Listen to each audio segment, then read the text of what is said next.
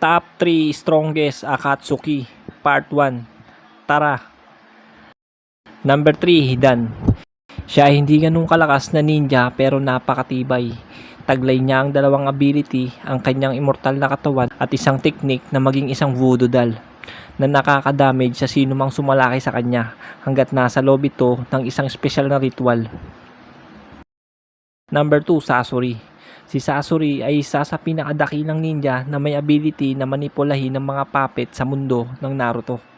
Immune ito sa lahat ng uri ng lason. Siya ay nakakapagsamon ng isang hukbo ng daan-daang puppet na gawa sa tao.